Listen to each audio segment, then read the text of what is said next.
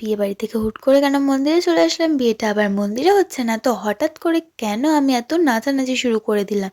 এই যে ছাদের মধ্যে উঠে কেন যে আমি এত ঘুরছি, ঘুরতে ঘুরতে আবার মাথা ঘুরবে না তো ফটো তোলার মাঝখানে কেন আমি এত রেগে গেলাম? আর ফটো না তুলে কেন আমি নিচে চলে আসলাম?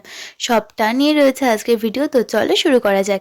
তো আমি কিন্তু গায়ে হলুদের জন্য একেবারে রেডি, যদিও গায়ে হলুদ হয়ে গেছে আমার সাজতে সাজতে।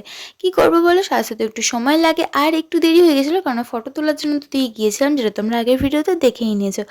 আর এদিকে একটার পর চলছে ফটো তোলা, আর ওখানে যদি ফটো তোলাটা একটু ভালো ছিল না তার ওখানে গুলি করে মেরে দেওয়ার ধান্দা চলছিল। যাই হোক, এই ভিডিওটা এইভাবেই হয়েছে, এর কোনো আর করা হয়নি, ভেবেছিলাম প্রত্যেকটা আলাদা আলাদাভাবে লুক দেখাবো, বাট হয়ে ওঠেনি।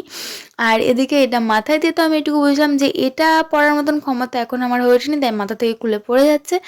আর এরপরই বেরিয়ে পড়লাম কিন্তু জলসাতে যাওয়ার জন্য সকলে মিলে, বেশ আনন্দ করতে করতে মজা করতে করতে। এই যে দেখতেই পেলে তোমরা, সকলে মিলে বেরিয়ে পড়েছি। আর লাস্টে রয়েছে তো বাজনা।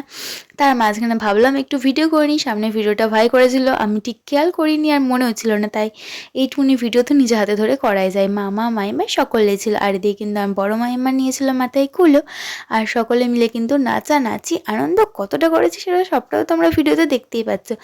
আর ভিডিও শুরুতে যে তোমাদেরকে বললাম আমি গিয়েছিলাম কেন মন্দিরে, এখানে মন্দিরে কিন্তু জল সাজতে যাওয়ার জন্য যাওয়া হয়, অনেক বাড়িতেও যাওয়া হয়, আর সেই উপলক্ষেই কিন্তু যাওয়া মন্দিরে। এই যে আমার বড় মাইমা, আর এখানে রয়েছে জোড়া শিব ঠাকুর, আর এখানে আমার ঠাকুরগুলোকে এত ভালো লাগছিল, তাই ভাবলাম চলো একটু ক্যামেরা বন্দি করে নেওয়া যাক। তো ভিডিওটা এই পর্যন্ত, এরপরে বিয়ের ভিডিও নিয়ে আবার আসছি খুব তাড়াতাড়ি, চলো টাটা।